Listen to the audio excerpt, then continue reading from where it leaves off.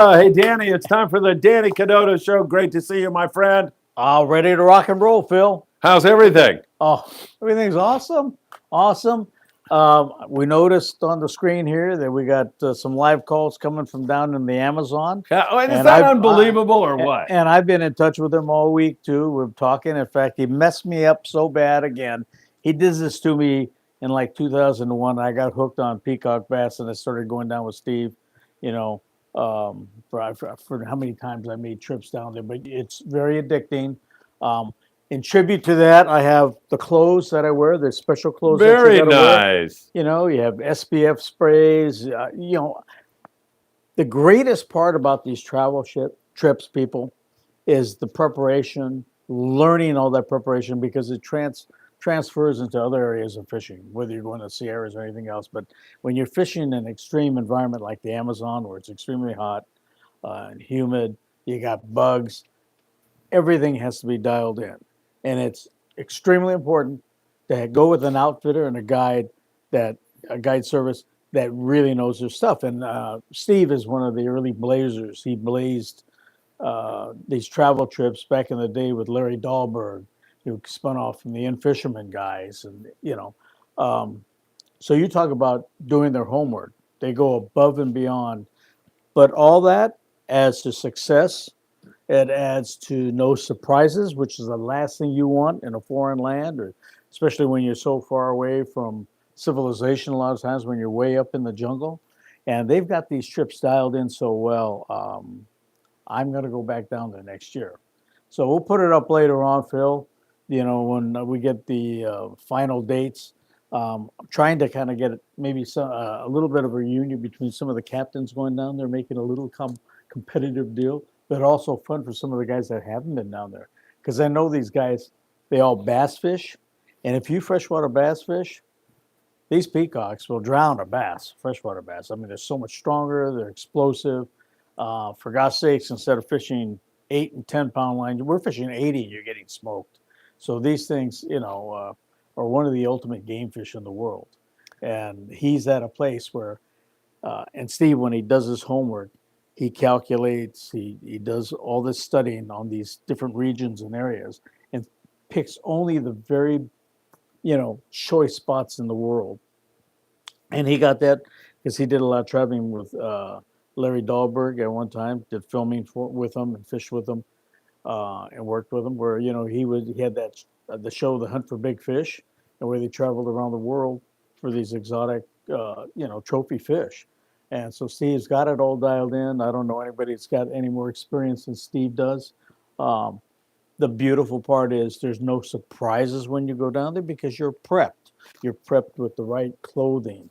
You're prepped with the right sprays, things that you do proactively, health wise, to get ready for it. And then the tackle, because he's such a hardcore fisherman, you're going to go down there. He will dial you in on exactly what you need.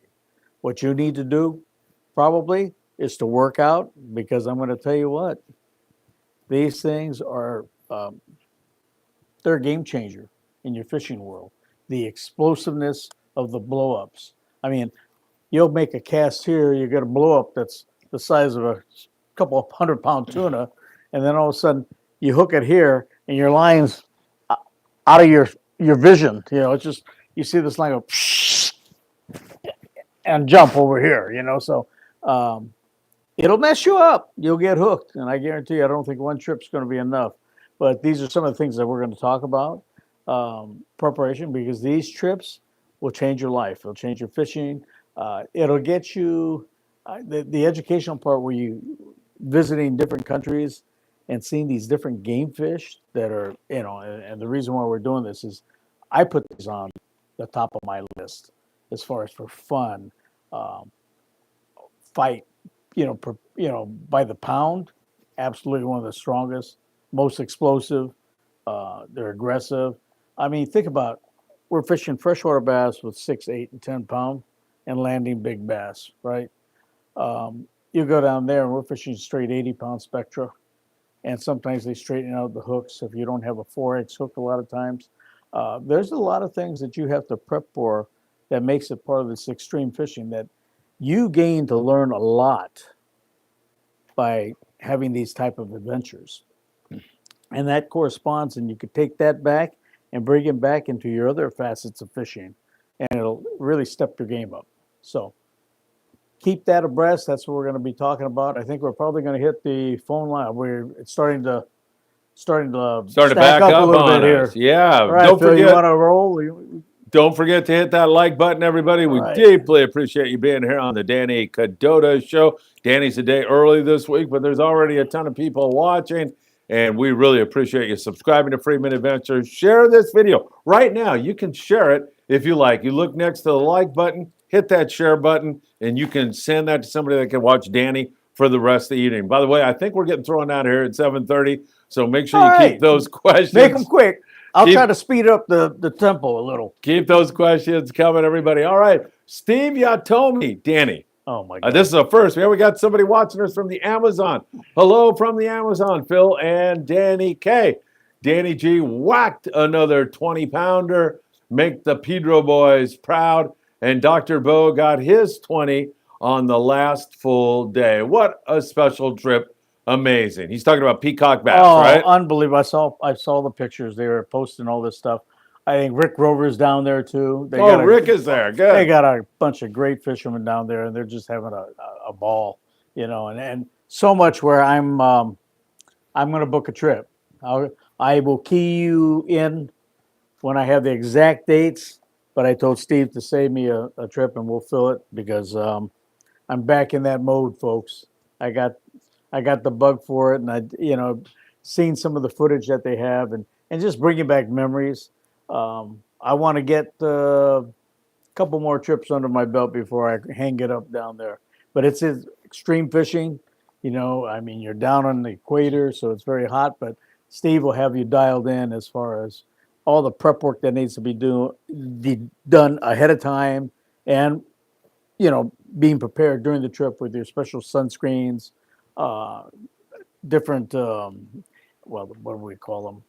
It's like an additive, but it's you add it to your water bottles. These zip fizzes and stuff for like electrolytes and everything. Yeah. You need to replenish that. Yes. It's a whole different environment, folks, and it's very extreme. You pour water through your skin, and you're just sopping wet, and you'll have clothes like this that they have the sunscreen built into it. But you have to go down prepared. But having that preparation makes your trip that much more successful. All right, Steve, great to hear from you from the Amazon. That's great. Dan Smith is coming to us from San Diego, California, with his lovely wife, Kim. Hello, Phil, Captain Danny, and all you fine fishing folks of the Friedman Adventures family. November 8th, and the fish are still biting. Man, oh, man. Danny, he is so right. I watched the Legend unload. Tremendous fishing today for them. They had a 3-day trip that they unloaded. The Relentless into fish, several other boats. It sounds like we're going to get some wind this evening, but Friday, Saturday, Sunday, it's flat, calm again. They are calling it on board the Relentless, and I have to concur. The best fishing of the year in November. We're bumping up against Thanksgiving. Phil, we said this, and they're not going anywhere. Folks, don't panic with the candy baits all over on the different banks and at the islands right now. Count on them sticking around all year round. Why would they move? If you have that kind of the candy baits in your backyard, you're not going to go off and shoot off to a different restaurant where you have everything right at your house, right? So this is, I think, what we're going to look forward to is probably an entire year of bluefin fishing, Phil. That's what I say. May change our tactics. We may fish deeper, fish the leadhead squids, droppers with squid, whatever. But, when that candy bait's around, they're certainly not going across the Pacific in search of bait when they got it right here in our backyard. So that is for sure. Great fishing continuing, and it's so good to see it. Albert Ponce. Albert, we love you. Albert may be coming to us from Rosarito Beach. I'm not sure. He may be up here in Gringolandia, but in either case, he says, Buenas noches, Phil and Danny and all the Friedman Adventure family. It is so great to hear from you, Albert. Hope you and the kids and Crystal are doing great. Patrick and Sarah Harnjack from Montana. People all over the world. Awesome. Good evening Sorry, we've been so MIA, but we've been busy celebrating our son's first birthday. Well, You wish get him an happy excuse birthday. there, right? Yeah, Happy that's birthday. a great deal. Absolutely. Hope you enjoy it. Rob S., addressing the Horizon trip, November 3rd, that we just went on. Captain Bill Wilkerson is great, and he had great customer service. I discussed the trip and came to a resolution with him. Awesome guy. So, Rob, what was the resolution? Because, as you know, I was disappointed in the direction we went. The trip was overbooked. There was a lot of down. What was the resolution? Because I got a feeling that should go for everybody on that trip, not just you. So what was it? Let me know what it was, and we honor Captain Bill for doing the right thing. That is for sure. Mark says, hi, Danny and Phil. The bite is hot as can be on multi-day boats. Do you think full-day boats like the San Diego at Seaforth are in range? Well, I can answer that. 2 days ago, the San Diego had 107 yellowfin tuna, Danny, right down there on the border. And then he went back and the conditions had deteriorated. The water was cold and off color, and it was gone. I still think they're in the game, right? I mean, Oh yeah, it's not as yeah, consistent as the yeah. overnight and the day and a half guys. And I got to tell you, the day and a half giving you a shot at the offshore banks, Tanner, Cortez, places where the squid are now moved into, they're not going anywhere. You're not, when the candy is right there, there's no reason for them to go back across the Pacific, folks. They're here to stay for the year, I believe. Um, Everybody looks at, oh, the water gets cold. Guess what? What do you think when we're dropping that jig down a 400 grain, 300 feet? What do you think what the water temperature is down there? So if you're worried about surface temp and outside temp, forget about it. Those fish aren't going anywhere because the squid's there. So we're going to see them all year. It's just a matter of being on them, getting on them. You may not have the coverage that we do during the summertime because you don't have the boat traffic, but with the squirts there, by all means, I think we're going to see them all year round. All right, good stuff. Ken Trenholm was on the horizon. Ken, it was so nice spending time with you on that trip. He says, hello, Phil and Danny and the FA family. My sister is in town from Portugal. I've been to Portugal. Danny, have you fished there? And what did you catch? Have you been to Portugal? No, fishing? I have never been to Portugal. Yeah. Tell us about it. Tell me about it. I mean, what do you fish down there? I'd like to know. I mean, I'm game for a lot of stuff. Although, like I said, right now I've got this thing with the peacocks in my head yet. I'm probably still not done with my bluefin fishing. I may need another trip before the year end, and we're coming up on the new year, and typically, the Japanese need a bluefin, for their shogatsu, for the New Year's celebration. So I imagine there's still going to be a few boats going out there searching after them at just prior to that time or around Christmas time too. So they're not going anywhere. Excellent. Sounds really, really good to me. All right, Dane. I don't know if you know Dane, but he says, Danny deserves a show. We'll have to do that someday, Danny. I have an idea. We'll do the Danny Kadota Show. How's that sound? That's a great idea. I'd love to do that. Hey, Dane, I agree with you. Good fishing teacher. Hi, Phil. Hey, Dane, I know exactly what you mean. That's why Danny has a show. Robert Graber. Good evening, Phil, Danny, and the Friedman Adventure family. Robert, always good to hear from you. And Dane says, I love calamari too. Oh, yeah. Who doesn't? I do too. Oh, I love it. Right. Too. Do you like it? Everybody likes calamari. Yeah. That's for sure. Dan Smith. Dan, Kim, and I have been watching footage from the Japanese teams fishing the Great Amazon World Fishing Rally. Their technical skills are amazing. If any of you get a chance to search, it's really good stuff. Have you ever watched that? I've watched the Japanese mentality and dealt with it in doing tackle. You might know a little something about that. Yeah, just a little bit. But we left Japan in 1892, so we've been here quite a while. So part of that's lost, but that fishing mentality is different. I mean, they are very technical about a lot of things. But there's also things that, as Americans that we've developed and, hats off to us. But like I said, they are amazing with some of the stuff that they have and do. I was dumbfounded by walking into shops in Japan. And, I'm glad I went over there on business because if my wife was there, she would have gotten the hook and pulled me out of the shops because you can go absolutely nuts.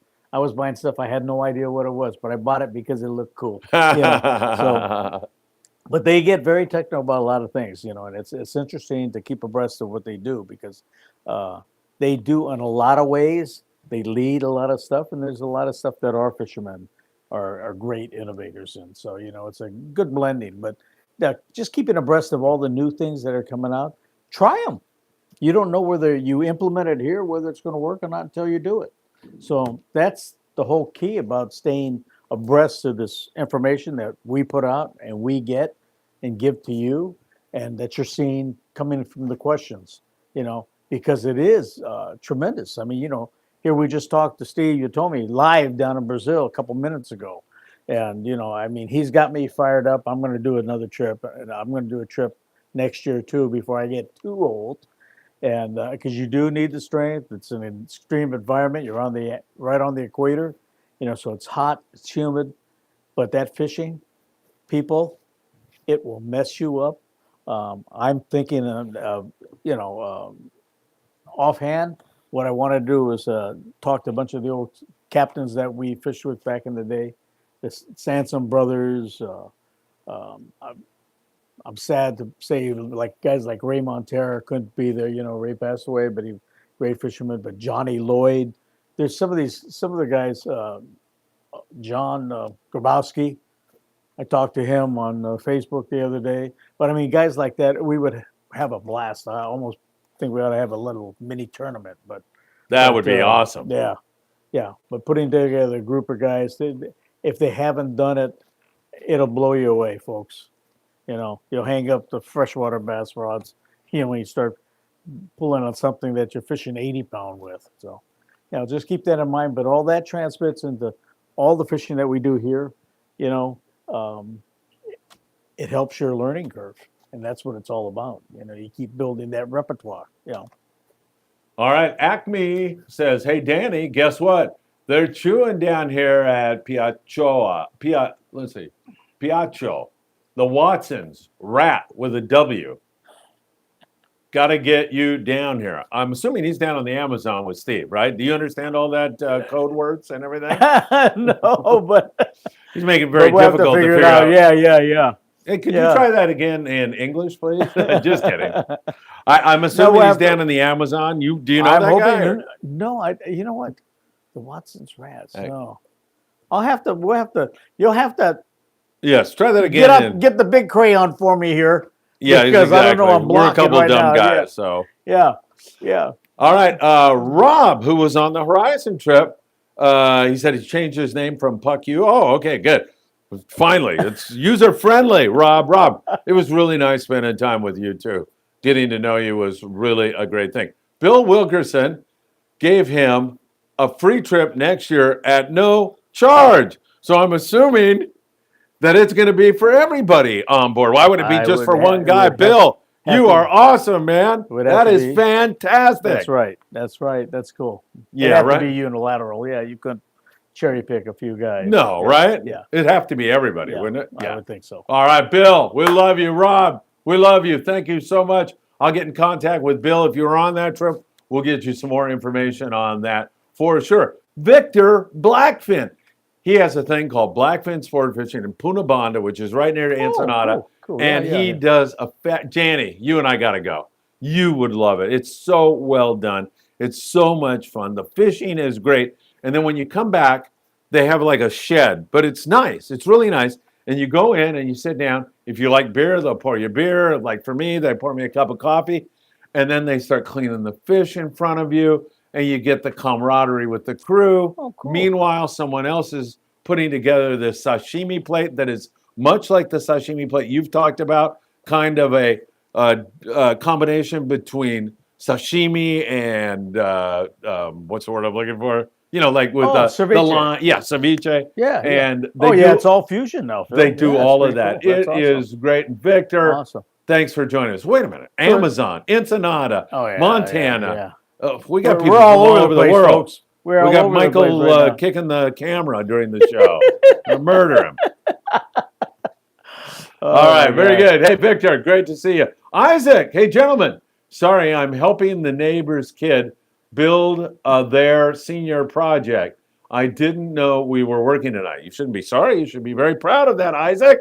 1999. Boom. Thank you so much. We really appreciate it. Isaac, says you guys are the best. He must be talking about you, Danny. That is great. Hey, Ken Trenholm, thank you so much, Danny, for all the knowledge that you are bestowing on all of so. I've learned a lot from you. You rock. Ken's a great guy. We spent a lot of time with him on the Horizon trip. You know, Ken, I mean, I've made it one of a point in my fishing career. If I can't learn something new every time I go out, I'm not looking hard enough. It's always there. But you got to be compelled. And I think that came from running boats and being a skipper, you don't know everything. But, you can learn a lot more if you absorb it like a sponge. The guys that think they know everything, they've already told me what they know. But it's the ones that are absorbing, innovating, trying out different things, different situations. Because sometimes it's not about having a tough day. It's just that you didn't figure it out. So it's not that you blame the wind, the sun, the moon, the this, the that. It's because you didn't figure it out.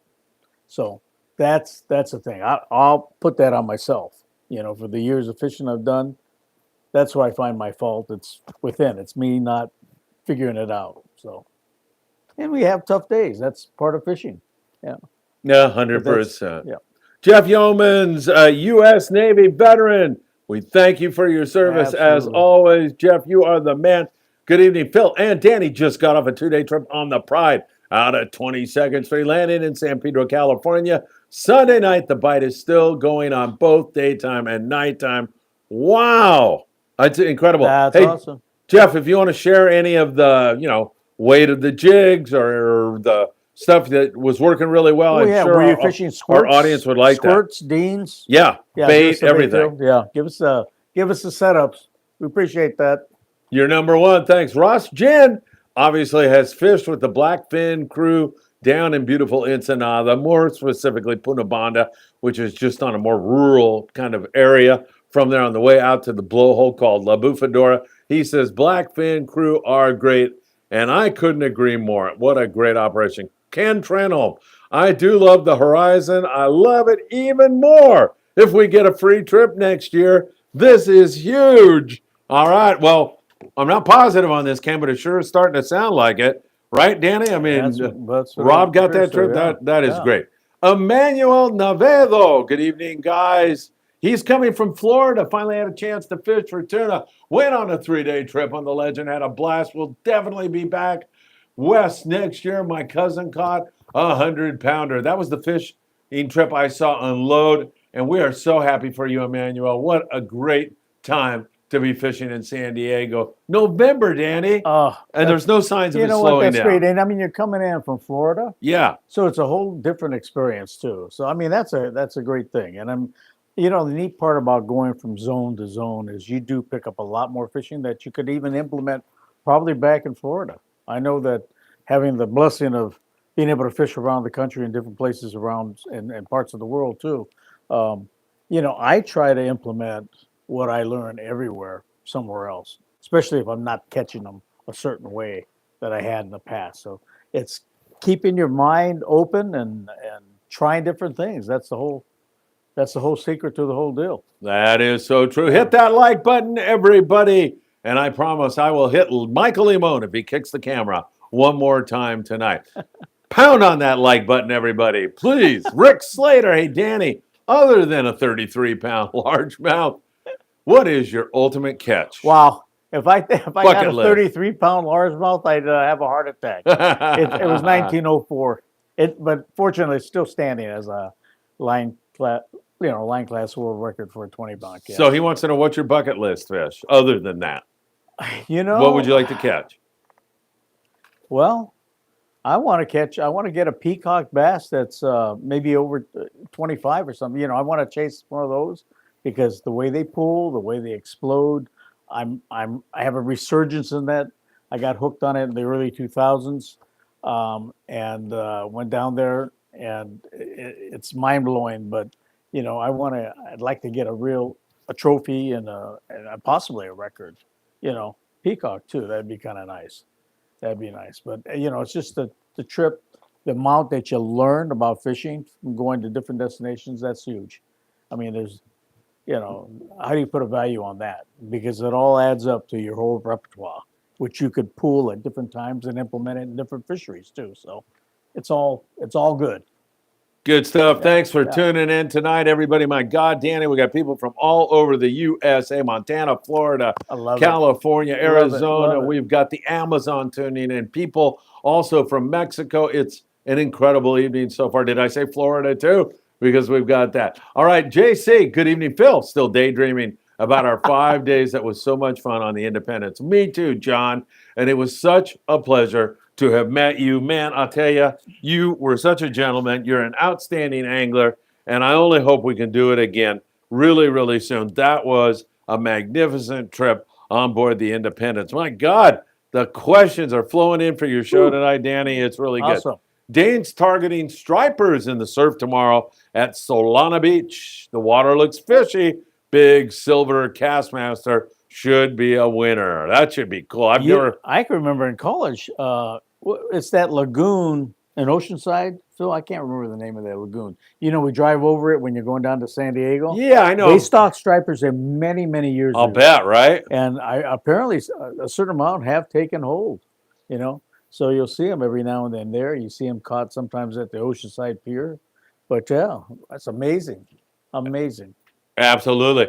Rob says, for surf fishing, what pound test would I use? I was thinking 20 to 25 pound, but I've heard some use 2 pound. Well, Rob, that's going to really depend upon what you're fishing for. Some guys drop down to 2 pound to fish like the California Corvina. I would say 6 pound is probably good enough for that. But when I'm throwing a lure, I've got probably 20 pound Spectra and maybe 20 pound fluorocarbon. It seems like overkill, but Top Shot.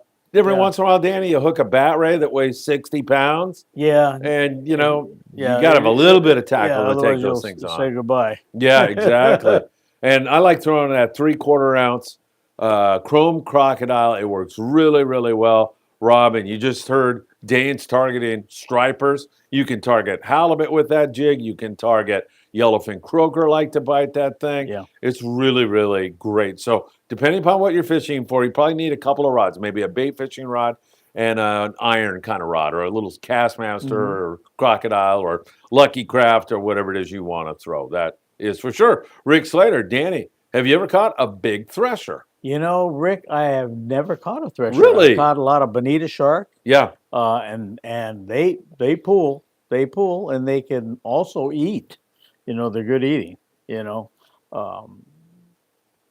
But no, not a thresher. That would have to go on a list. Well, you spend a lot of your time offshore, so yeah. Those things are in here on the beach. You'll see them in on the beach and on the bait balls in the harbors too. Yeah, times. right. Yeah, but I'll have to give that a shot one of these days. Yeah, they're fun, man. I love catching those things. All right, let's see. Emmanuel, he said they were fishing 400-gram jigs at night, fly line with 25-pound fluorocarbon and a number 4 circle hook. Emmanuel, thanks for the intel. We really appreciate it. And here comes Jeff Yeomans from the 540 Slingers Club with some similar ideas. He said, we fish for sardines during the day with 15-pound to 25-pound. Whoa, I like that, man. Dropping that line down, that's the way to get a bite sometime. Fly line setups, number 6 to number 2 hooks. J hooks got bit better. At night, any jig that would sink to 350 feet got bit. So there you have it. A couple of guys have been out recently with some information. Ken Trenholm, Phil, are we going to get some merch? I need a Phil Frieman Adventures sticker at the very least. Ken, I'm working on that, man. You told me on board the Horizon when we were sitting there, you have got to come out with this. What is wrong with you?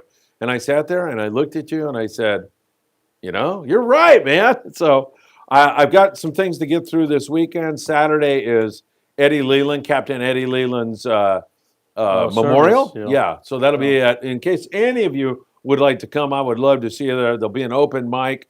There'll be food. The family's providing food. It's All Souls Cemetery this Saturday from 4 to 8 p.m.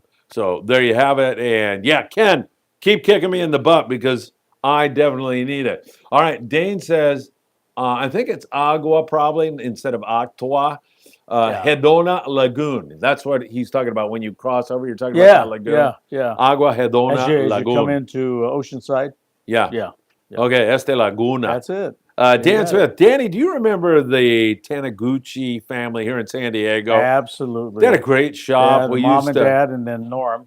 We used to buy stuff from them. Whatever happened to them? Well, Are any of the families still around? No, they've all passed. And it's a shame.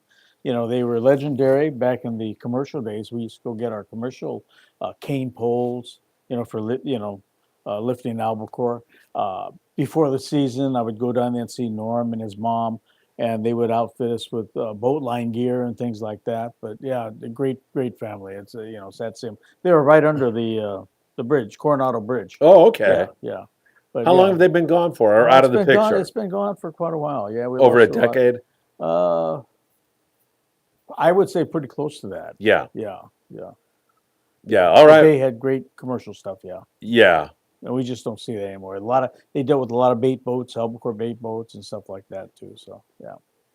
Great question, Dan. As always, Albert Ponce says the lagoon Danny quoted, I believe, is called the Agua Hedona Lagoon. So it's something like that. A couple different. Yeah. And I pronounce it. Yeah, Spanish. just coming as you're coming into Oceanside.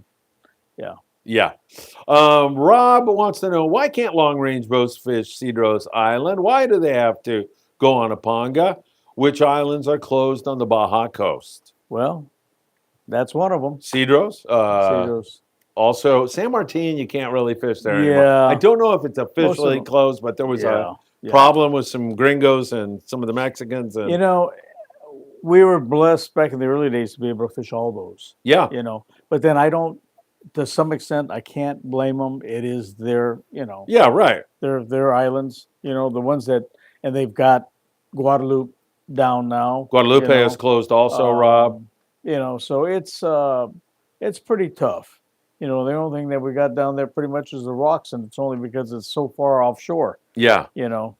That they're not going to police that. And then it's on and off too, so unless you have really good dope, that Wahoo or your big yellows or whatever it might be are on it, it's a big commitment. It's 2 days to get down there out of San Diego. Right. 2 days back. So, yes. You got to have really good information, making sure that something's there before you make that commitment. So it's tough, but that's, other than that, we've lost a lot of that. And there's a lot of the Mexican outfits that are now servicing, that area as well. Yes. Fishing the pangas, out of Cedros and down there. So yeah, for sure. Yeah. There's different reasons, Rob. Some are environmental concerns. I know Guadalupe Island, the major concern there is protecting the great white shark, like it needs any protection. Yeah. Just kidding.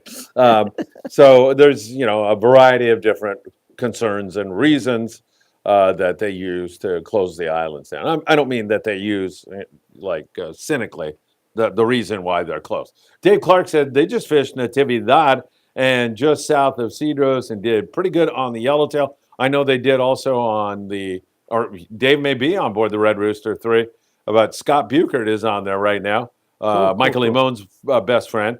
And they fished Natividad for some good yellowtail fishing. So there's still some stuff that's open, but some stuff that's just not, right? Yeah, yep. That would be something if they closed the Coronado Islands, wouldn't it? That would hurt. Yeah, that would.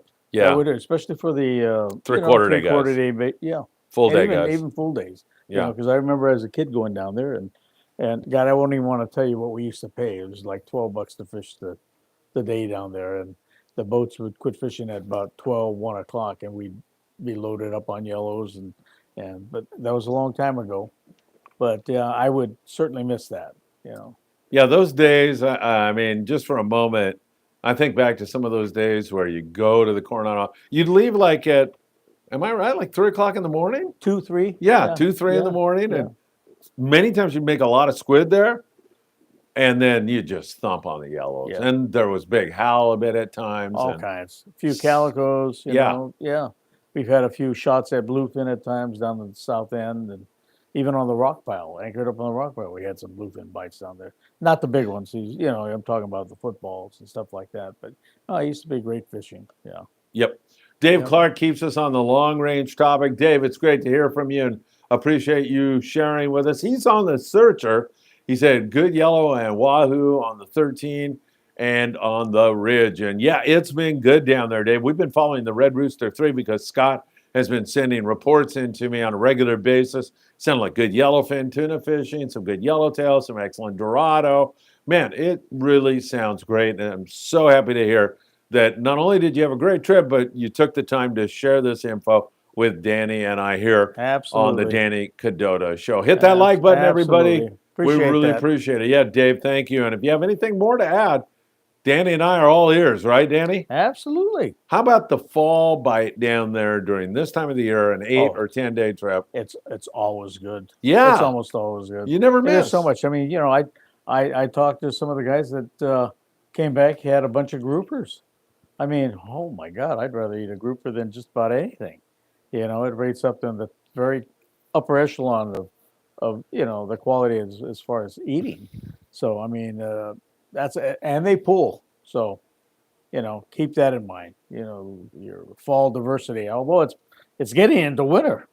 I know. I'm saying fall, but it's it's November. Next Holy month. smokes. Yeah. I think December Unreal. 23rd officially starts Yeah, winter. So unbelievable. we're getting close. Yeah. Are we keeping you up, Michael Limon? I think we just woke him up, Danny. You hear that? Huh? What? We're What? boring. Huh. Leave me alone. Nobody can see Mike. Why might make him go out there and put his face in there? He falls asleep one more time. He's going out there. All right. Emmanuel says, cannot wait for my tuna to be shipped. What's your favorite way to cook? Eat tuna. I've never cooked it anyway. And the quality is going to be Okay. amazing, Emmanuel. Let me give you a recipe that I leared. Let's that hear I it. started doing at shows, and I went to Bart Hall. We were doing stuff. I was doing it that day at the docks. And you take a bluefin, loin, and you can use this on albacore, yellowfin, but you loin it out, cut it in sashimi strips. So it's about, your loin's going to be about like that, right? You know, and you cut your sashimi strips, but you got a block, okay? And I trim the end so it stays nice and squared, rectangular, excuse me, you know. And then I roll it in. If you've never heard of it, it's called furikake. You go to the Japanese stores, and it could be seaweed. It could be mixed with sesame seeds. Could have shaved bonita in it, which is, it sounds gross, but it's really flavorful. You roll it in that, the raw tuna, the raw bluefin, sear it just a little bit on each side, slice it like you would sashimi, and then serve it with wasabi or our ponzu sauce, but wasabi. And I'm going to tell you, you'll knock it out of the park as far as for a very high-end appetizer or for a meal. But it's simple and it's great. You could use any type of tuna too, yellowfin, albacore, anything. But it was a great way to initiate people that have never had raw fish to start them out that way, where it's seared a little bit on the outside, but raw in the middle. So it's a good starter, but it'll hook you because it's excellent. All right, man. That's you're getting me hungry, and we already just ate. Yeah, man, that sounds so good, Emmanuel. You are not going to believe the quality. And just doing sashimi, also, right, Danny? Oh yeah, absolutely. Poke. I'm nuts about poke all of a Poke's sudden. another one, absolutely. Yeah. What we'll do is we'll do a series too, 1 week. I'll just bring a bunch of recipes too. That would be awesome. You guys can have your pen and pencils handy and get it ready. Hey, and let me tell you what. Bring the food too. We want to eat. Yeah, there you go. Good time before Christmas, because traditionally Christmas and New Year's, especially for us, for like Japanese, usually have all that stuff around. But I mean, it's good anytime around. And you will definitely knock it out at the party, you know, your holiday parties. And recently, where up at the Ogeen campus here, I did this for all the workers, but I took some yellowtail. I'm going to give you a quick, simple one on the yellowtail for you guys that have a bunch of yellowtail or just caught some. Fillet it out just like you would. Cut sashimi slices. Lay them all out on a platter. So depending on how much you have, some of my platters are about like that. Lay them all out. I squeezed lime throughout the thing, and that gets it going like ceviche. But now, mind you, there's strips, you know, they're cut like about that and about that thick. And the sashimi type slices. Typically, ceviche, you used to let it cook through with the lime. You don't do that. You have the raw yellowtail, squeeze the lime. I sprinkle a little tahini, okay? Then I hit it with tapatio, and then I use Kikkoman Light, okay? Then I dice up cilantro across the whole top, sprinkle across the whole top. I dice up red onions, sprinkle that across the top. And then to finish it, I'll use serranos. Now, if you can't take the heat, if you like the heat, leave the seeds. If not, take the seeds out, and it gives it that flavor. And you eat it with some of the fresh tortilla chips. And get good tortilla chips. Go to your Superior Markets or your Numero Unos and stuff like that. Get the real deal chips and serve it like that, and you will knock it out of the park with holiday parties. So tell your wife, if I have to, I'll write it down. We'll do it. We'll post it somewhere. But I'm going to tell you, these are things that'll knock it out at holiday parties. So absolutely steal the show with them. And this is the time of year where you should be giving to others. It's the Christmas spirit. Oh, so absolutely. you should say to your wife, honey, if you really want me to go fishing and catch another bluefin, I'm willing for the sake to of the sacrifice. parties, for And the I will do family, it. I will do that. I'll make that Because sacrifice. you are the love of my life. And I will do anything for you. Well, you're good, Phil. You're good. Especially getting away for 2 days and catching tuna. All right, there you are. All right. Danny, you don't want to talk me into that. Halibut Man, what's up, fishing people? That's Mitchell. What's up? Michael Limon. We all need to go fishing soon. I'm just back from San Francisco a couple of days ago for Dungeons. Oh, my Hope you God. had a great one, Mitchell. It's always good to hear from you. I'll take. You know what? I'll take a Dungy anytime. Oh, my God. I'll They're take a good, Dungy right? anytime. Oh, absolutely. Emmanuel says, Yep. sounds good to me about your recipes. He's all over it, really enjoying it. Go ahead. And here you go. For the Dungies, here's another one, folks. Whether you get one live and cook it on the spot, or whether you have one that's fresh cooked, like maybe at Costco, another recipe. And this came from Tommy Malfitano's mom, Mary Malfitano. Yeah. You crack the Dungeness crab, okay? You olive oil, dice up garlic, dice up parsley, throw it on there, okay?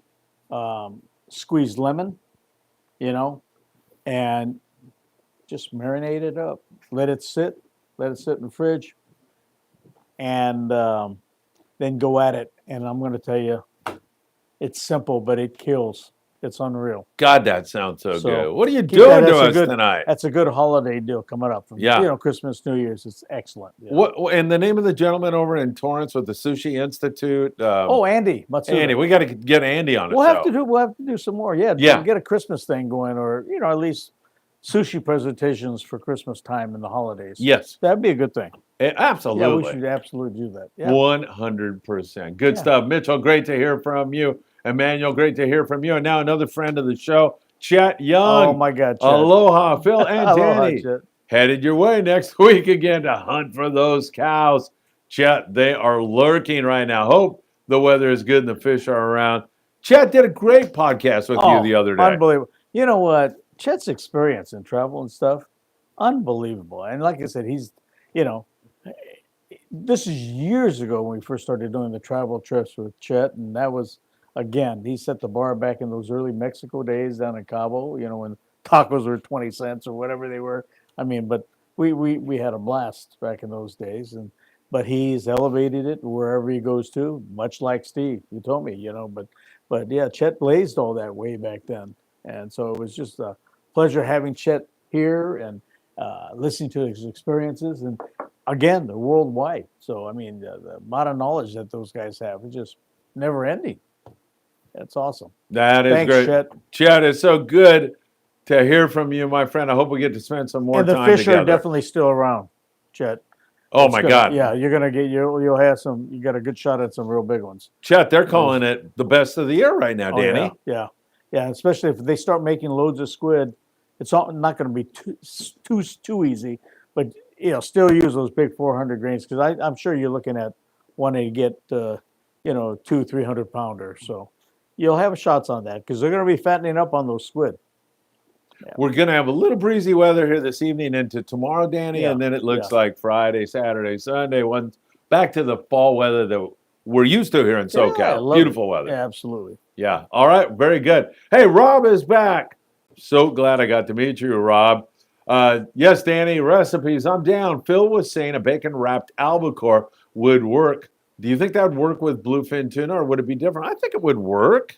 Oh yeah. Oh Bacon yeah. wrap, as long as the fish is fresh. Yeah. You- It's just the aesthetics. Yeah. Albacore is pure white. When you cook it, it turns white. Yes, And the bluefin just turns a little off color. But, That's right. As far as taste wise, yeah. And the albacore has a little fattier, little oilier, so that's a little different too, but it's still going to be really good. and Rob I'm and sure. everybody, don't forget to drench it in that sauce that I talked to you about. Basically, it's butter with a little bit of olive oil, with a ton of garlic, if you're crazy about garlic, some oregano, and a little splash of white wine, and let that cook a little bit. And then you drench that bacon wrapped tuna in that, and you think you died and went to heaven, Danny. It is so good. All these great recipes. We're getting hungry. Yeah, I know, but Danny, that's part of this whole game. Well, yeah, no, and especially this time of year, the holiday season. For all you guys that went fishing, number one, it'll give you an out with your wives. Your wives will tell you, "Hey, go out." Like for Japanese, having the tuna at New Year's and Christmas is a huge deal. So if we don't have any fresh ones, wow, we probably have to go out and make a trip on one of the boats again. And the yellowtail. You want to have all these different recipes that you can utilize during the holidays. So, you guys probably still have a shot or two of another one or two fishing trips before the year, starts over here. So I agree. good luck. Danny, how many times have you given somebody who doesn't fish, and they say to you, "I've never had fish. What is this? How is this even put?" Because they've never had it fresh from the sea, and it's totally different. Funny you should say that. Prior to coming here today, I met with a couple old friends that I've been fishing with for years. Rick Kramer and Ed Royals, and they just came off, a long range trip on the Royal, and they fished with Brian I fished with them on the American Angler too, but they just called me over and brought some wahoo to me, and I'll tell you this time of year, the type of fish and amount of fish, it's all super high quality stuff. And you can't go wrong with anything. I want to get a shout out and thank them for that today, but all of us have that opportunity right now because, the long range guys are catching the whoos and everything else down below, but the amount of tuna and everything else is yellowtail. Those tails are going to be on the bank. If there's, squid there too, they're not going anywhere. So trust me, we could have just a stellar, an unbelievable wintertime, with sport fish. So don't put your gear away, folks. Rinse them, clean them off, put on some fresh line because good chances we're going to go out again. I'm telling you, man, it's just showing no signs of slowing down. Hit that like button, everybody. Tons of people joining the Danny Kadota Show tonight. Thank you so very much, Danny, and I deeply appreciate it. David Alcantar, howdy party people. Danny, what is a good sashimi knife, or do you even recommend a knife specifically for sashimi? I do. I think the one I have the very expensive ones, it's called a Shun, but you can go to some of the Japanese stores like in Gardena or Little Tokyo downtown, and they'll have some nice knives that are less expensive, but they'll do the job. And what it is with sashimi is you got one side that's flat, and there's only an edge on one side. That's where you get that perfect cut. Okay, so that's how you tell the difference for the most part. So you recommend going into a Japanese? I would. You go to. I bet you could search that online too, probably, right? Yeah, I'm sure you can. I'm sure you can. Yeah. But any of those stores usually have them, and generally the stores that have all the other fixings, they won't have the real expensive ones. Some might, but they'll have good enough ones for you guys to use for your sashimi. Yeah, very good. All right, thank you very much, David. Tyler Tanaka says, hello, Friedman Adventure family. Phil, I heard Brian Wynn is going to do a live stream with you tomorrow. Can you set up a tune-in reminder and alert, please? Tyler, I don't know how to do that. I do know, however, if you subscribe to Friedman Adventures and tick the bell, you'll be notified when there is new content. And so I highly recommend everybody do that. Rob S., I hear you're going to hit the Gale Forest for some whitefish and lobster hooping. Rob, if my schedule permits, I'd love to do it, man. I hear nothing but good stuff about those guys. They're doing really, really good stuff. Oh, cool. And what was it like? I don't know. They had like their last, I don't know if it was a week's trip or it was a couple days trip. They had 237 legal lobster, Oh, which oh, if they're a pound a piece, that's a lot of bugs. so that's 237 pounds. And if it's $50 a pound, is Yeah, that $100,000 worth of, Thousands of dollars. isn't for it? lobsters. Or am I nuts? My math sucks. Yeah, So no, it's a lot. it's like 6 figures worth of lobster. It's Yeah. pretty amazing. Yeah, And yeah. lobster now is so expensive. They ship a lot of it overseas because I ate it in China when I was living there. Yeah, yeah. I did one a couple years ago, Phil, where I got to sit. We were in a park over at Redondo Beach, and they went out, and we just sat in the cabin. It was probably a good thing because it was cold, Yeah. and they had the pullers, hydraulic pullers, the whole deal. And they sit down there, and the crew did all that. And then, we had, I think we were one shy of a limit. So we had like 6 around or something. How do you beat that? You can't. And I sat nice and warm and cuddly, drinking hot chocolate and stuff in the galley. It's the Yeah. only way to go, man. That's awesome, man. Great fishing. Yeah. I know exactly what you mean. And do you like lobster? You're not I'm crazy. not- I can No, tell you're not I crazy do. about it. I'll eat it, but I'm not nuts, completely nuts Yeah. about it. Yeah. I'd rather eat crab. I'd rather have a Dungeness crab over lobster. I love Flavor-wise. Yeah, I like lobster. And Dan Lightfoot sitting right next to me. I almost called him Lighthouse because of the nautical thing. He's going lobster fishing and he doesn't want them. So I might There get a you go. lobster or two. Who knows? Right? Yeah. You may go to jail for the rest of your life, though, for doing that. Who knows? I don't know what the rules are on that. Oh, If God. there's a rule about it, then you can put it on your plate and I'll just steal a piece. Yeah. Ross Gin says, Ross Cutlery. Any relation, Ross? In downtown LA, sell amazing cutlery. Not related. I've been buying knives from them since 1992. They've been in business since 1940, by the way. Great place and won't disappoint. Ross, thank you, man.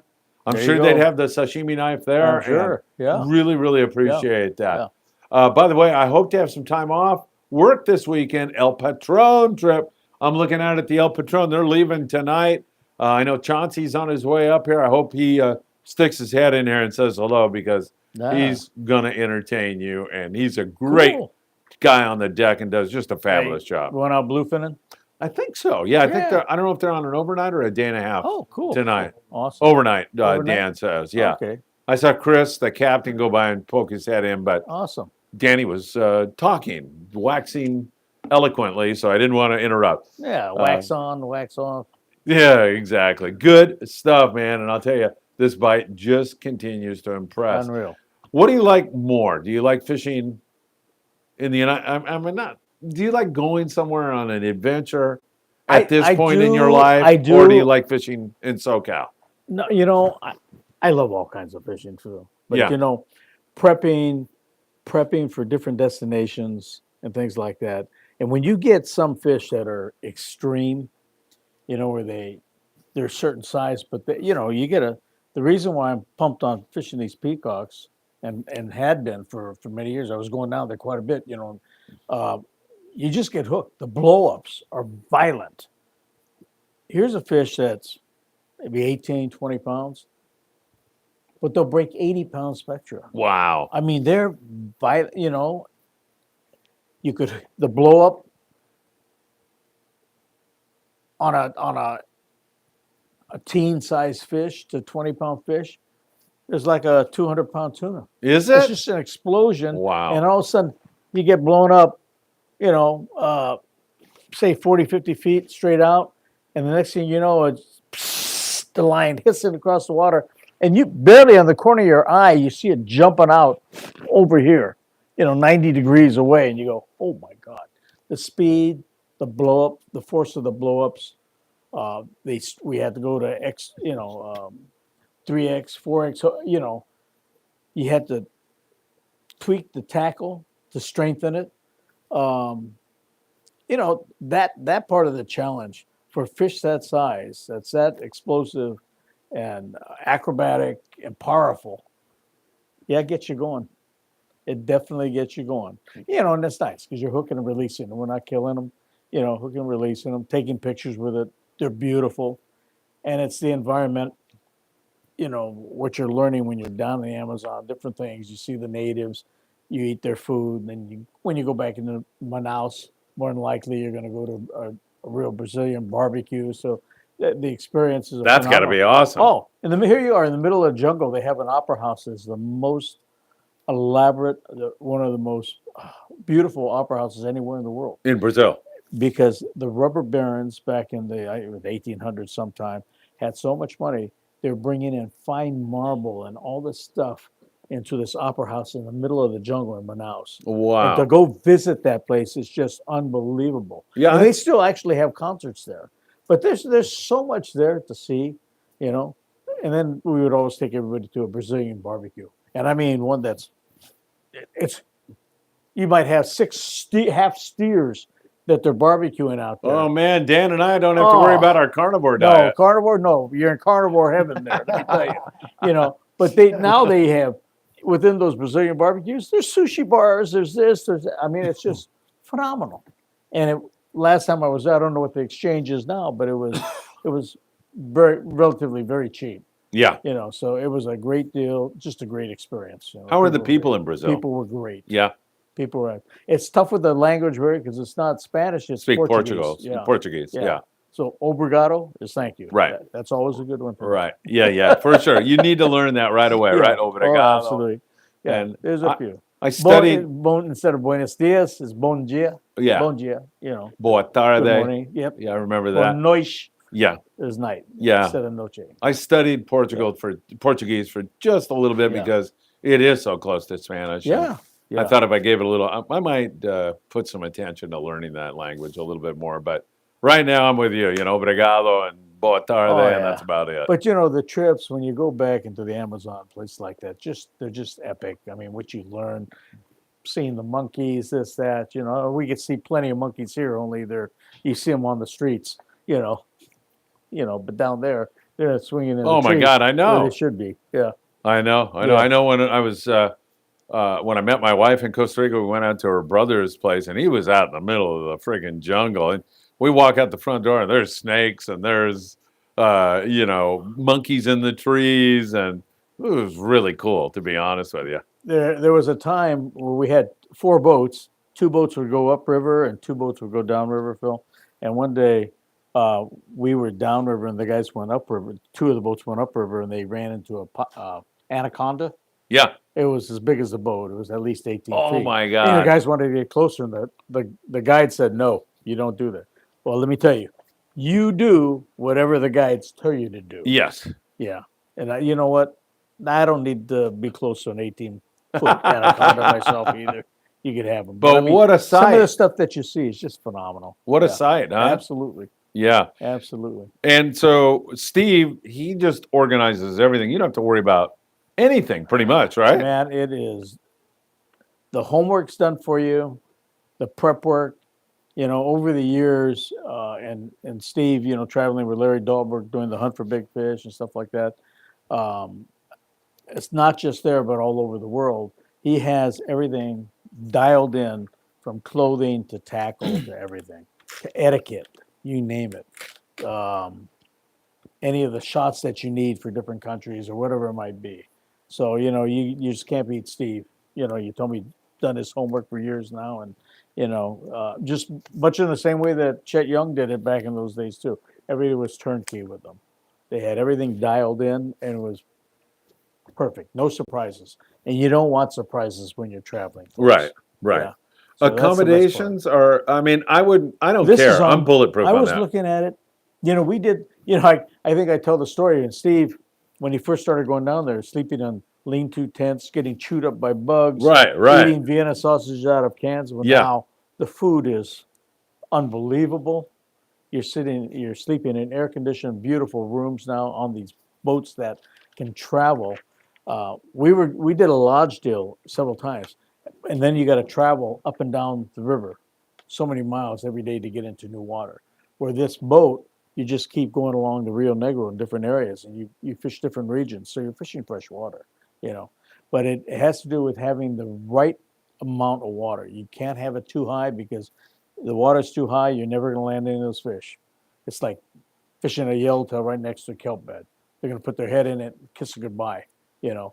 But when the water's just at the right temp, it's low enough, they're landable, you know. So that's important, you know. But they keep abreast of all that. They're going to fish the waters and that are conducive for these trophy. And they're not normal. These are trophy peacock bass. So Yes. that's unbelievable. All right, Danny, your wife sometimes listens to the show, so be careful about how you answer this question, but I must ask it. Inquiring minds, Dan asked me to ask it, not that I'm going to. Did you avert your eyes from the Brazilian women because I hear they're quite beautiful? Did you turn your eyes away from them so that no temptation would seep into your heart, or how did you handle that?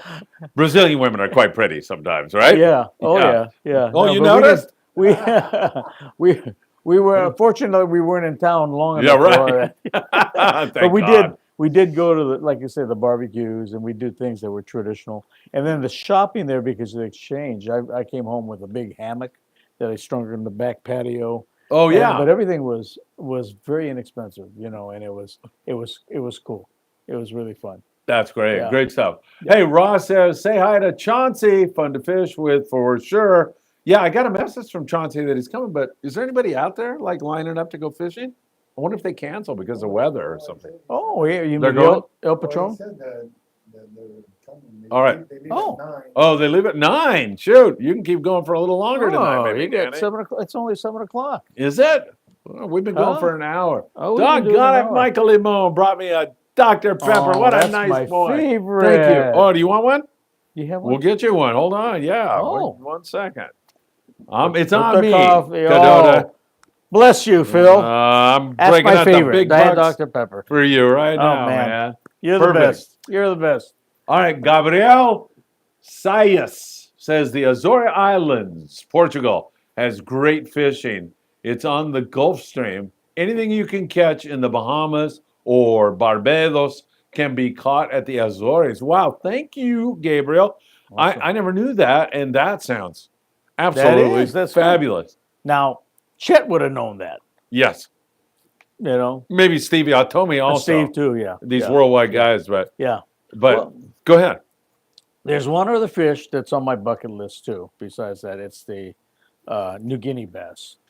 You know, kind of reminds me of a peacock in a way. Not as pretty, but I'm going to tell you, and I take Steve's word for it, these things will kick your behind. Really? Yeah. He says they're just so strong. And it's not that they're that big, but he says they are so strong and powerful. They're in a different class. And I take his word for it. Yeah. You know, from what Yeah. he's seen, what I've seen in fishing. Yeah. If he says that that's on the bucket list. Oh, thank you, Mike. Look at Thank that. you so much. And thank you, Phil. Oh, Thank you're you. welcome, Danny. Thank you, Michael, yes. go out there near Danny and look at the camera and take a bow. Yeah, come on. Come on. Yes. Come on. Just like Is he this? in the, Just is like he in this? the picture? Oh, he's not- Oh, there you go. Oh, he's not. You got to move over. Oh, come over here, Mike. Yeah, stand in front of the kid. There you go. Perfect. Michael Limon, everybody. go. Take a Michael, what bow. do you say? That's enough. No, I'm kidding. It's good to see you here. All right. Thank you, Michael. You know, I needed, Don't bump that I needed camera. Michael last week because I went out there with a rod and reel and I got bumped a couple times, never hooked a fish. Michael kills them out there. You're going to have to guide for me one day, Mike. How many fish did you catch today? 4. 4? Four. Man, yeah, he was out there thumping You the them. man.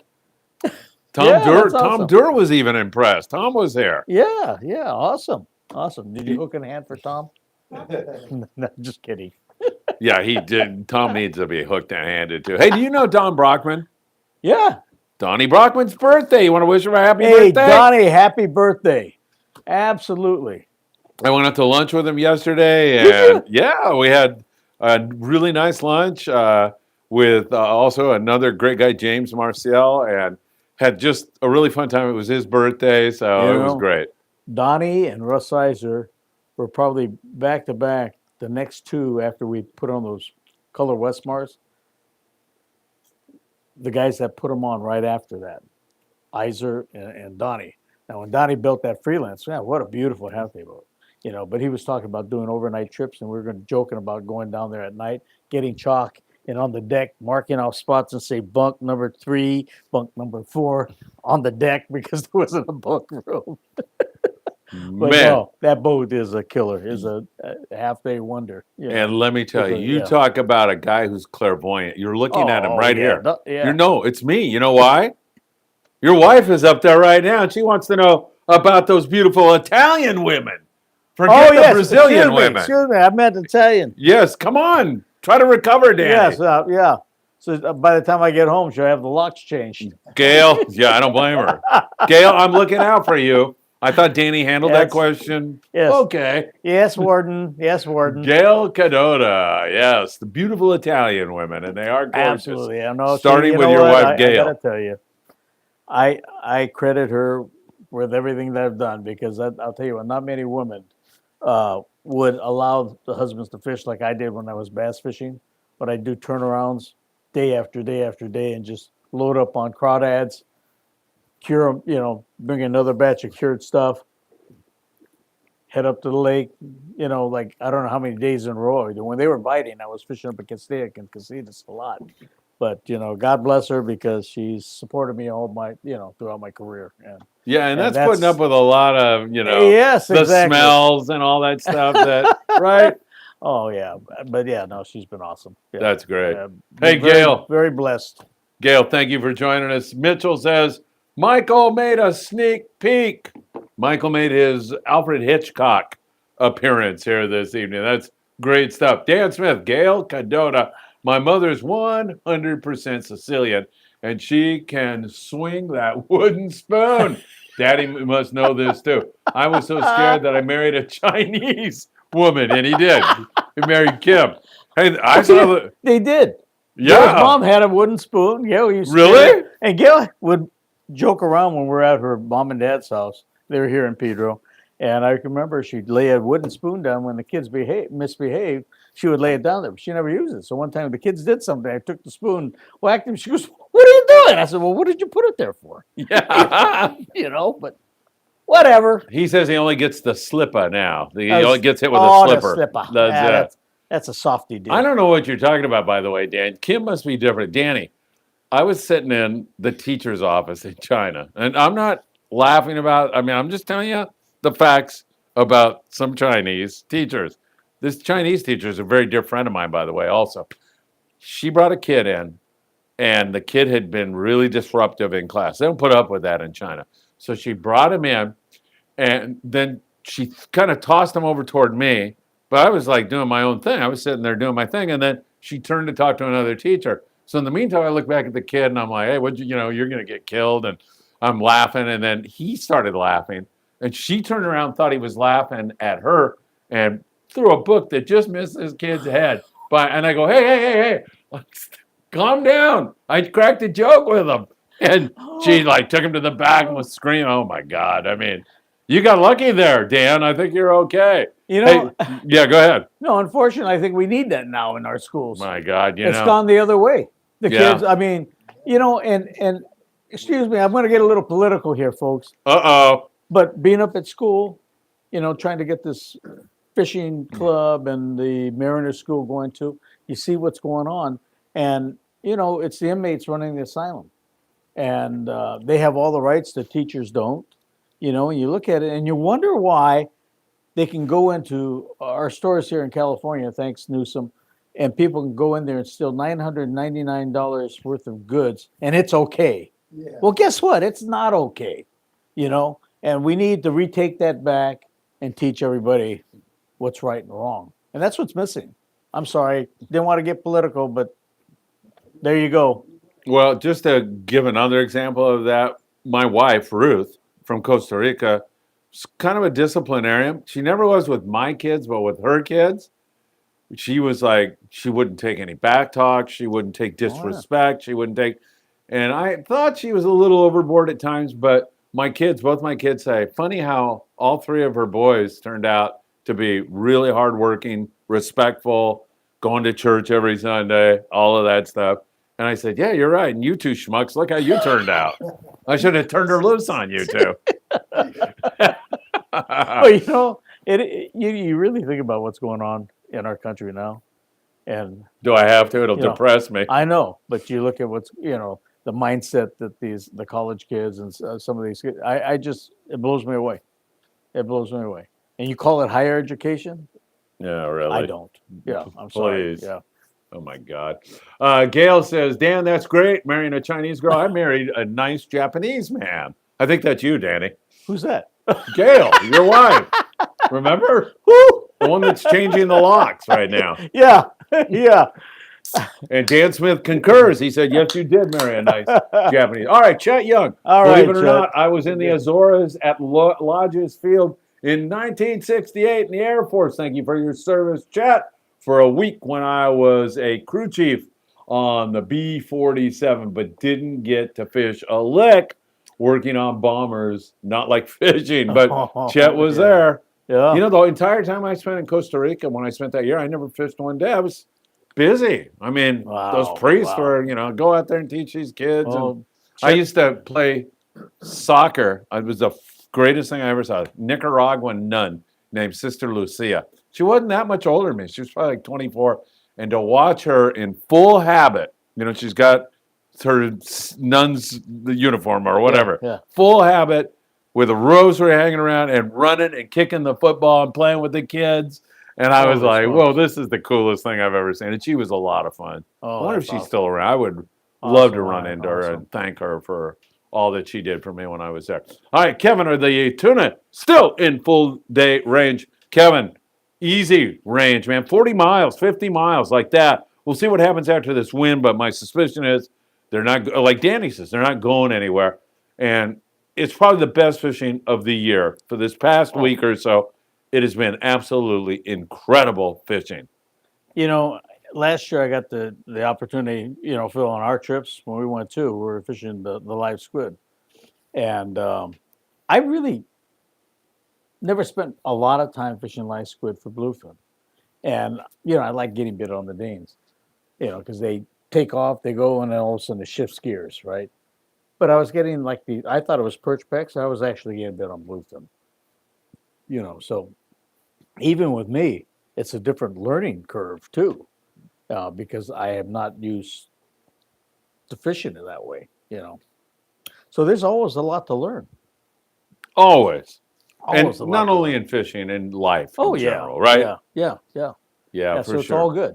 All right, Gail is back. Gail's a big participant. Wow. I mentioned Brazilian women, and man, Gail's going to monitor the rest of this show.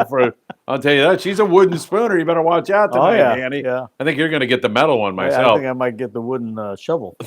As a teacher of high school students, I should bring one to school with me. Yeah, no kidding. These high school kids are something else, man. When I was teaching in China, it was a whole different thing, man. You could discipline kids if you wanted to. Grab by the shirt collar, look them straight in the eyes, and say, "I'm going to murder you if you keep talking." Wow. Pretty much. Wow. Maybe I'm getting a little carried away there, but yeah. I mean, you do that here now. The kids will give you the card from their attorney. Yeah, exactly. Hey, I'll tell you another one. There was this one kid was very rude, and he'd call me fat or I forget. He made some disparaging remarks about me. But I saw another teacher bring that kid in. And he apparently had insulted her or done something, and the father came in. So there was this meeting in the back of the teacher's room. The father leaves, and then she comes up and she says, "Can you believe the father tried to give me 10,000, what amounted to like $5,000?" And I go, "Really?" And she goes, of course. I told him I refuse. I would not take it. I go, whoa, whoa, whoa, whoa, whoa. That kid called me fat. Run that dad down. I'll take the $5,000. I'm in. I'm in on this thing, man. Yeah. She's like looking at me like I'm kidding. Actually, I wasn't kidding, though. Let me tell you. All right. Let's see. Halibut Man. Preach, Captain Danny. Storm the docks. Yeah. Sometimes current events and stuff sneak into our shows. We try to keep it. It's Danny's show, so. But once in a while, you got to comment on what's going on, right? And just be blessed. We're around a lot of fishermen where our parameters is going out, having a great time, being social, being courteous. When we go out to fish, I go out to laugh just as much as catch fish, and meet new friends. And, that's, to me, that's a huge blessing, You got to look at the big picture. you Yeah, know? and That's the neat part about our sport, Phil. yeah, You know? we're at the point now. I bet both Dan, who's sitting next to me, you folks can't see him, and you're lucky. Let me tell you. And I bet all three. Maybe you won't agree, but we're at the point in life or in our society, I think, where sometimes truck drivers, fishermen, guys like that, they're looked down upon as not very smart. They're not, by the elite part. I would take the ideas, advice, thoughts of a guy running a fishing boat, a truck driver, over any Harvard professor nowadays. I Boy. honestly think there's more wisdom there.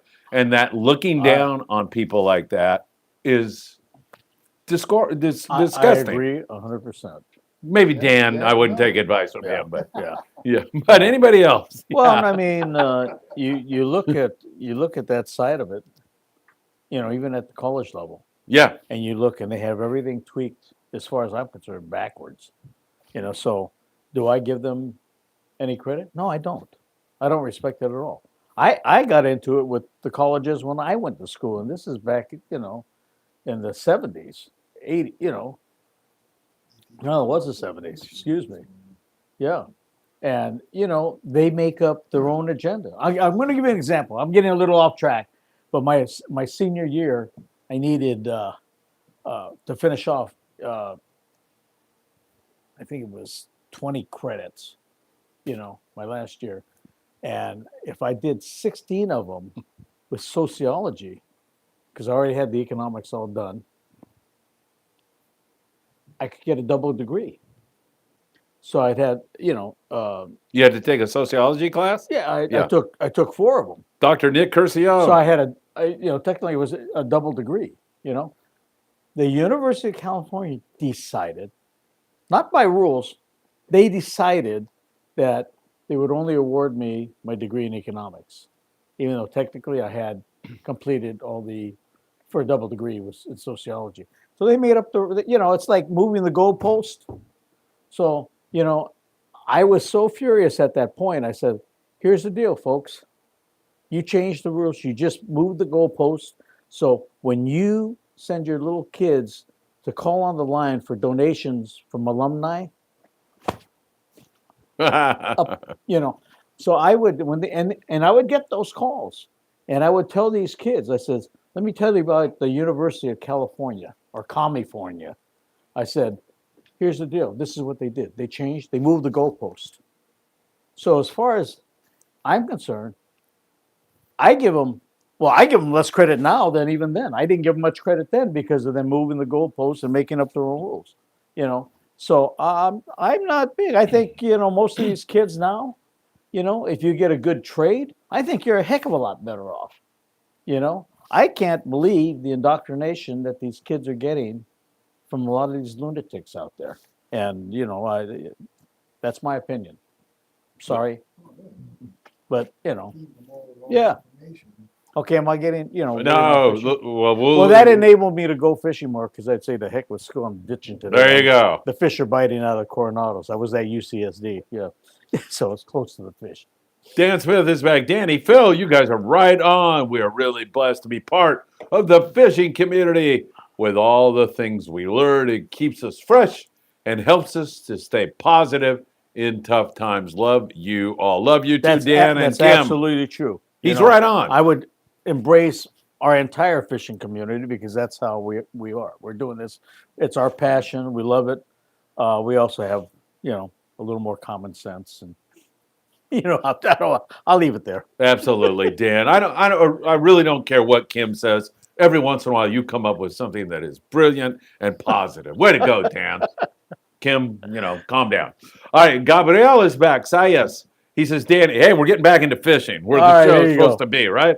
Hey, Danny, if you ever fished Lake Shasta, you'd catch 100 bass a day.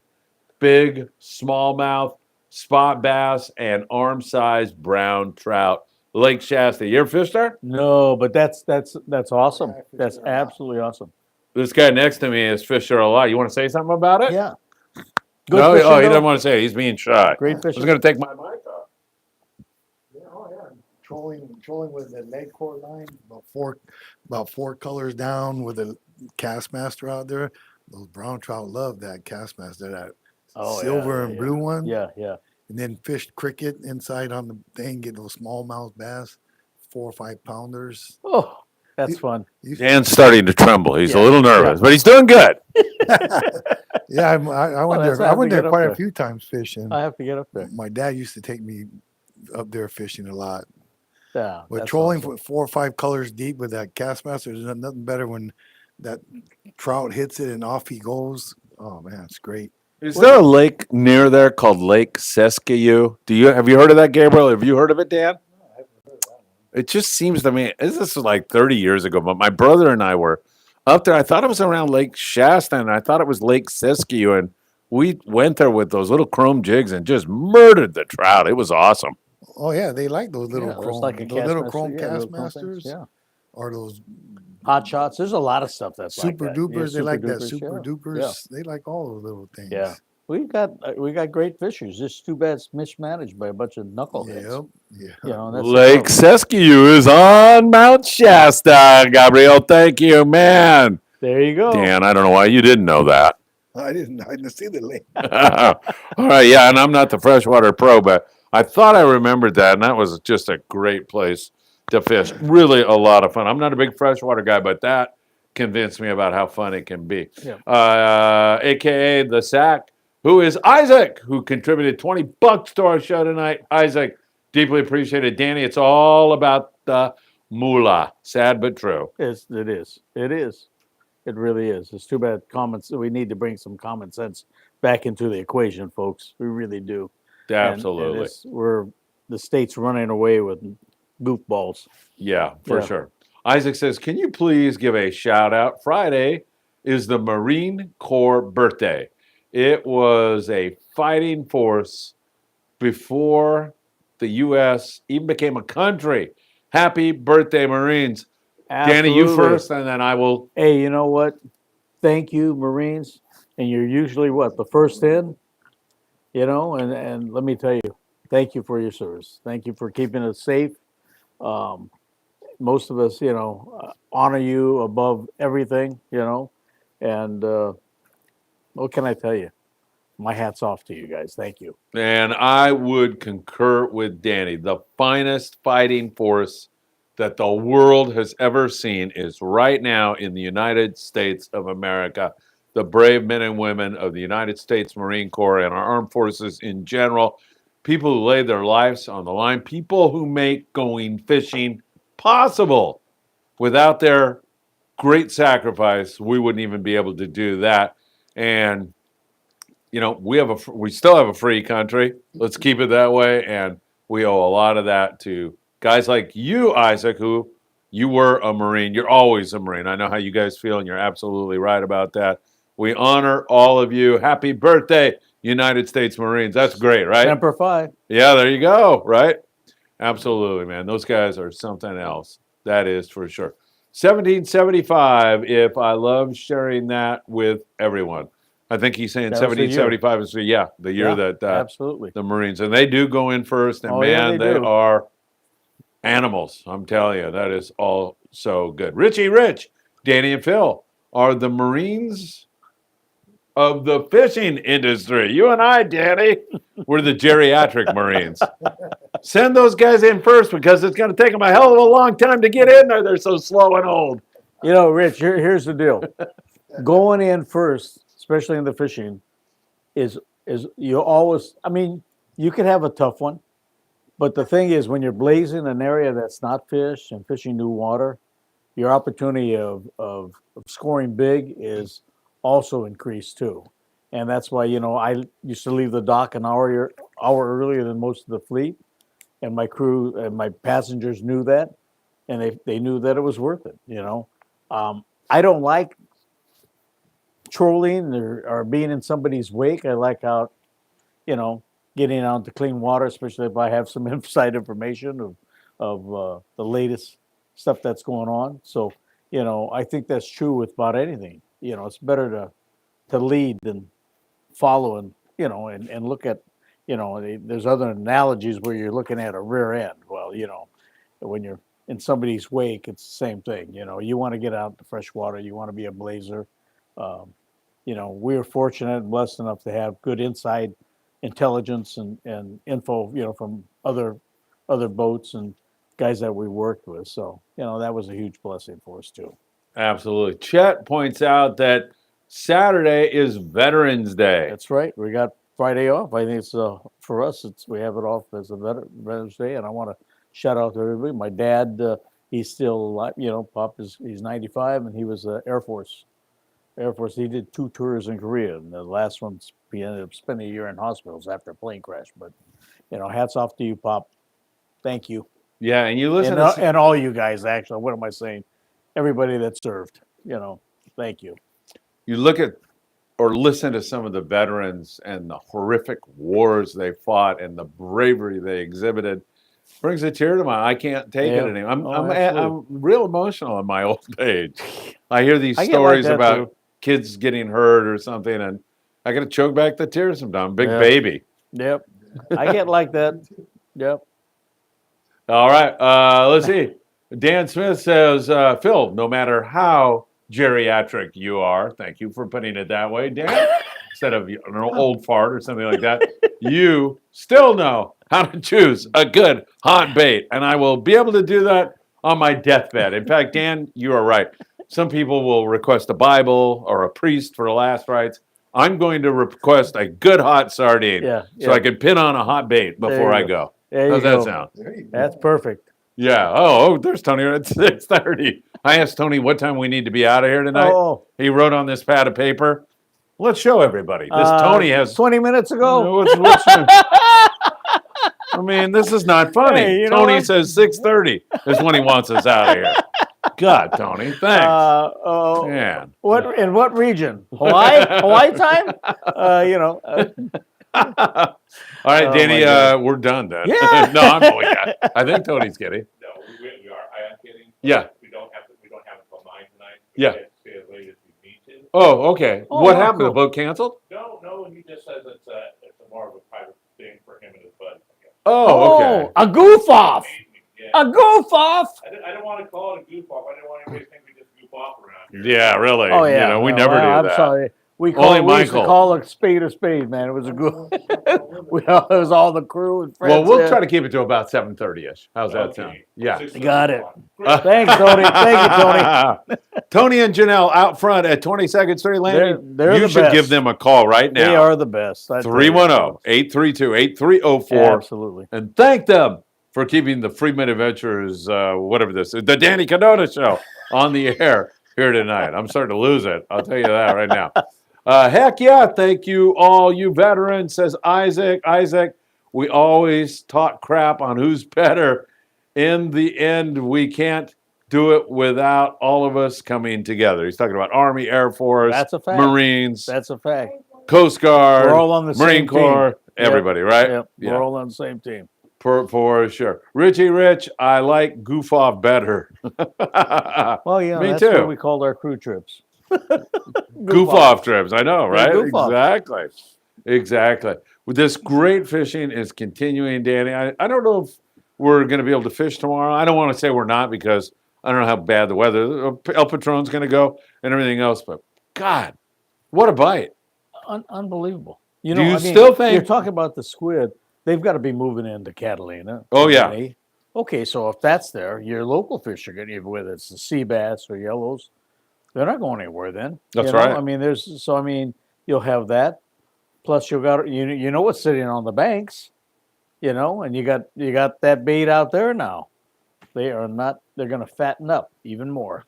Yeah, 100%. And we're going to get back to some really nice weather. Yeah. Now, don't quote me on this, but were you here? Yeah, you were here.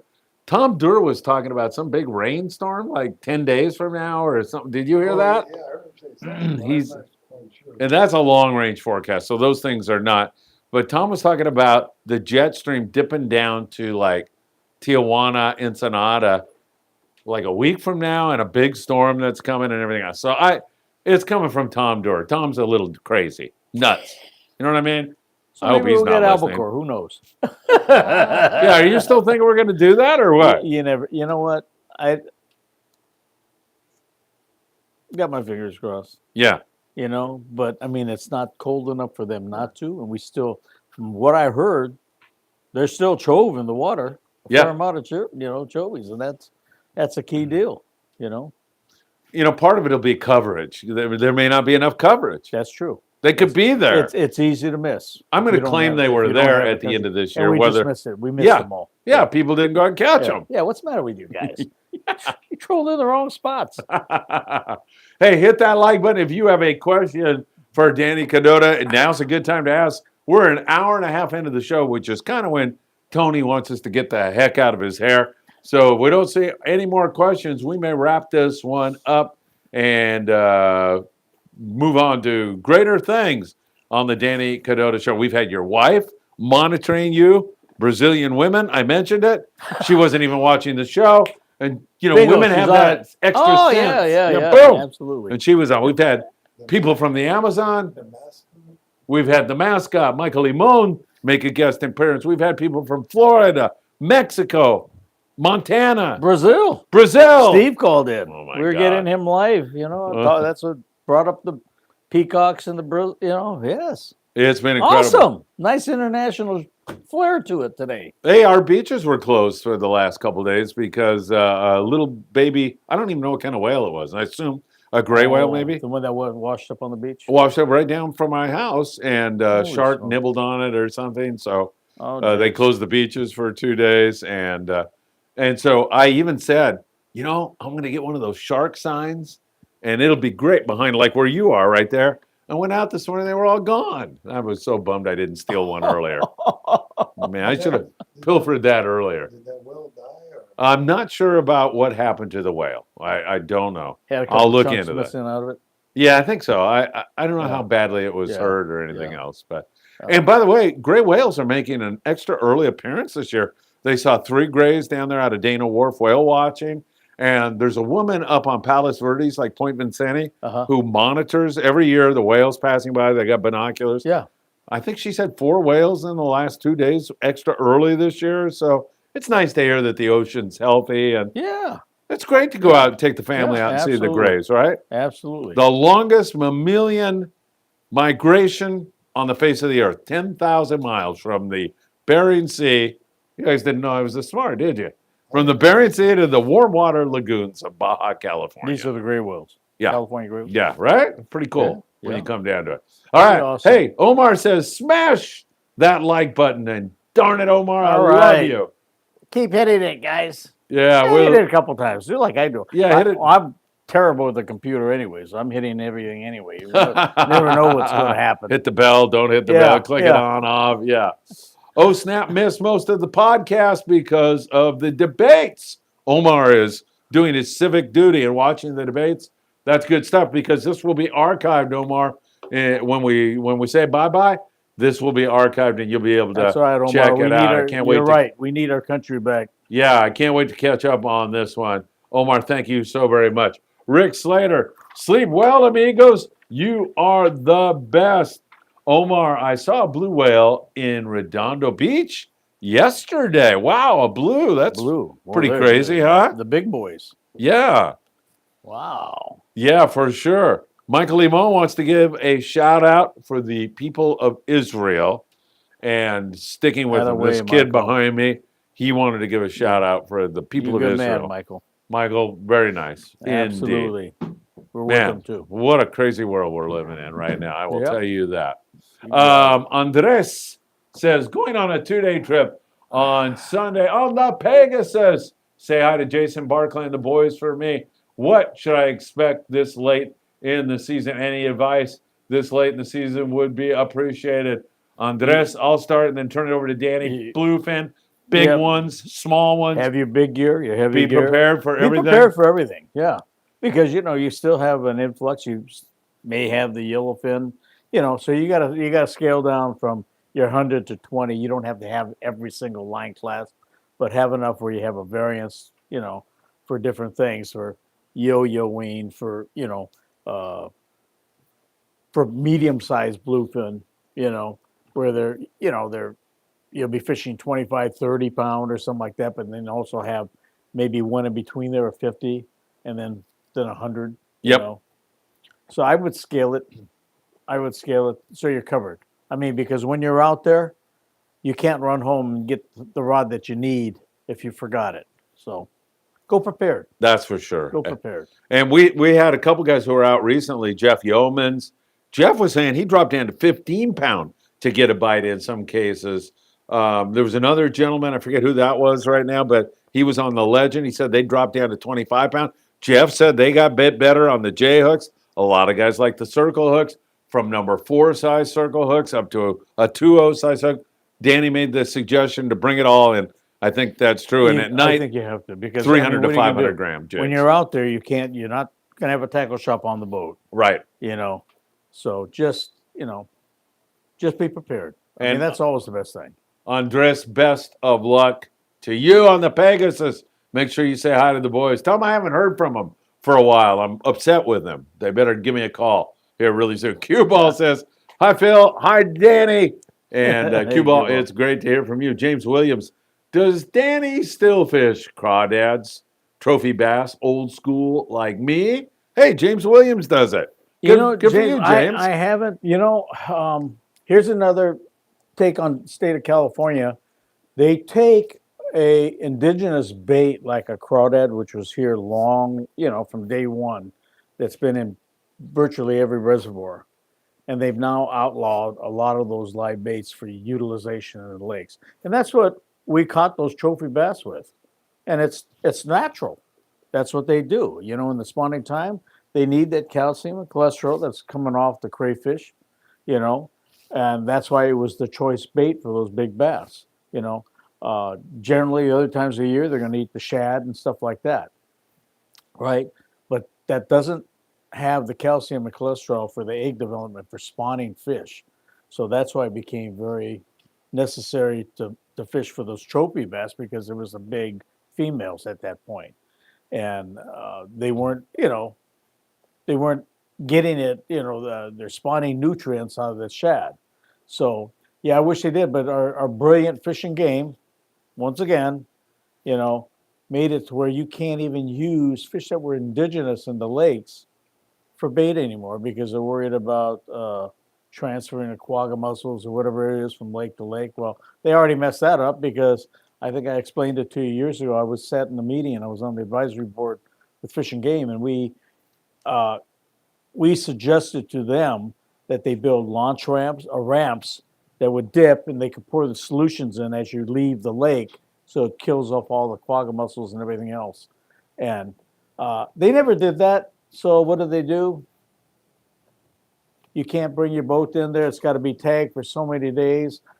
We wouldn't be able to. I would have been able to do what we did, because a lot of days I'm fishing back-to-back days and hopping from Casitas to Castaic, wherever the bite was. And you can't even do that anymore. And you not only kill the revenue, but because they didn't address the quagga mussels like we told them to do it, how to do it, it impacted the entire system, and you can't do that. So, I know one person that's a great enough and most astute enough fisherman that has had to have 4 boats set up to fish the lakes that he wants to fish, Butch Brown. And that's why he's probably the greatest bass fisherman of all time. He's got 4 boats to fish different lakes, because the state of California, in their ultimate stupidity, made it where you can't fish another lake the next day until it was all dried and everything else. That was just one of the dumbest things. They could have killed it had they taken our suggestion in one of those advisory meetings that we had, as far as with solutions, pouring the solutions in as you exited the lake daily, But, once again, most of those guys were, biologists that came out of like UC Santa Barbara. Oh, am I slamming the college system again? Yes, I am. Idiots. All Enough right. said. Cue Ball is moving to Visalia, and so he thinks it's time to brush up on his freshwater game. Omar said he didn't take There this you as go. a political show, but from a humanitarian view, my heart aches for the innocent children and people in Israel and Gaza who are suffering. That is Oh, yeah. absolutely 100%. Absolutely. 100%. We urgently need a ceasefire now. Love, not war. Halibut man, I know some boats are doing rockfish and sheepshead fishing right now. A little secret for the Friedman Adventure family. I use live crawfish. I catch the day before and catch all the fish. Yeah, that probably works really good Oh, on sheepshead, right? absolutely. Yeah, just don't tell the fishing game. They probably don't realize that the crawfish are freshwater and you're fishing saltwater. Oh, you're not allowed to do that if. Oh no, I don't know, but they don't. They might think it's a lobster and you get in trouble Yeah, for a small yeah. lobster. Yeah, they'll probably call it a lobster. That's how smart the biologists are many times too. So that, yeah. Israel de la Cruz. Phil, any updates on when you will be heading down, handing down goods down Baja? Hopefully, I can get some time off to volunteer and help you out, Israel. I have to get through Saturday. I've been super busy, but it's the Eddie Leland Memorial, and I also have another event. And then after that, I'm going to turn my attention to that. And within the next week or so, hopefully, we'll get a day. I'm trying to get something like December 15-ish. Right after Our Lady of Guadalupe, which is celebrated on December the 12th. I kind of like to focus it around that great celebration in Mexico, very important celebration in Mexico. But I will definitely let you know. I would love to have you down there with me. Man, I need a Santa Claus outfit. Go down there and hand out. I had so much fun in China doing that. There you go. I'm going to have to do that. That's James, so cool. James Williams, yes, takes a partner with boat, 1 Quagga Lake, 2 for tagged lakes. Yeah, right? It's kind of a pain in the neck. It's crazy. Yeah. It's crazy. And it's not fair to the consumers, the fishing, the fishermen of California, that we're subject to that because poor decisions on fishing game. All right, Danny, I don't see a question up there. Now's the time to All hit that right. like button. It's a time to say goodnight to everybody. We're an hour and a half in, Oh, more my than that. goodness. And Tony, next time he shows up the first time with a lovely little note, says, get out of here soon. Next time he shows up with a baseball bat. So I'm trying to avoid that. Thank you, folks, for tuning in. Trust me, we couldn't do it without you as an audience, and I appreciate all that, your support. And you're getting the straight skinny from me, whether it's filtered or unfiltered. But telling you the way I call it, Hey, And Omar's Phil, back. too. We never leave a comment up there, and Omar is back, and Omar is always contributing to the show. We love you. Thank you. He says fish and wildlife or fishing game is out of control, just like the universities. Perfect analogy. Omar, Perfect analogy. thank you, Yes, my Omar. friend. Thank you. Thanks, everybody. Hit that like button, and we'll Yep. see you next week You with got it. another Danny Kadota show. And hey, Danny, one more time. Veterans Day, the Marines, all of them, we love them. Absolutely. Thank you for your service, folks.